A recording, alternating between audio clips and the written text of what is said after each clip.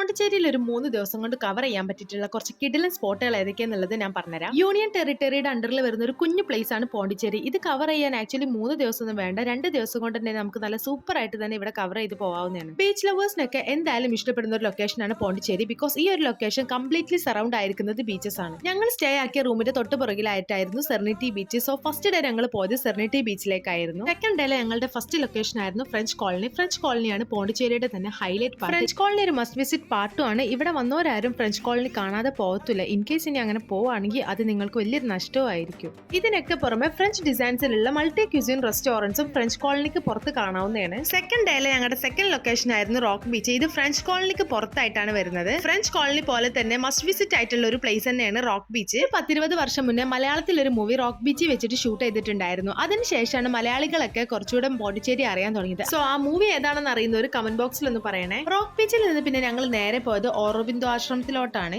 ലൈഫിൽ എപ്പോഴും പീസ് ആയിട്ട് ഇരിക്കാൻ ആഗ്രഹിക്കുന്നവർക്കൊക്കെ പറ്റിയിട്ടുള്ള ഒരു സ്പോട്ടാണിത്. ഈ ഒരു ആശ്രമത്തിന്റെ ഉള്ളിലോട്ട് കയറുമ്പോൾ നമ്മൾ ചെരുപ്പോ കാര്യങ്ങളൊന്നും ധരിക്കാൻ പാടില്ല. പിന്നെ അതിന്റെ ഉള്ളിൽ അത്രമാത്രം സൈലൻസ് നമ്മൾ കീപ്പ് ചെയ്യണം. നമുക്കൊന്ന് തുമ്മാനോ ചുമക്കാനോ പോലും അതിന്റെ ഉള്ളിൽ കയറിയാൽ പറ്റത്തില്ല. അത്രക്ക് സൈലൻസ് ആണ് ഈ ഒരു ആശ്രമത്തിന്റെ ഉള്ളിൽ.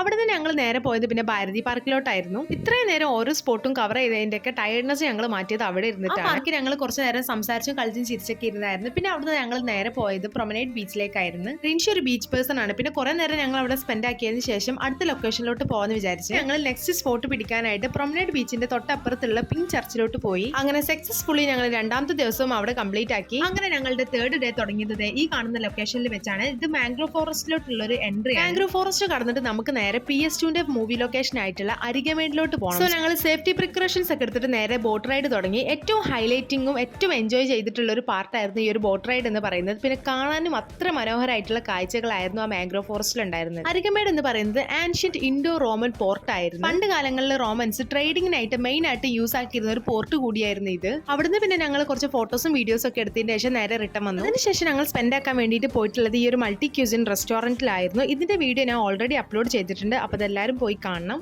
അപ്പോൾ ഇതിന്റെ ഒക്കെ ഒരു ഡീറ്റെയിൽഡ് വ്ളോഗ് ഞാൻ എൻ്റെ ചാനലിൽ ഇൻഷാല്ലാ അപ്ലോഡ് ആക്കുന്നുണ്ട്. അപ്പോൾ അതെല്ലാവരും പോയി കാണണം, ലൈക്ക് ചെയ്യണം, ഷെയർ ചെയ്യണം, സബ്സ്ക്രൈബ് ചെയ്യണം.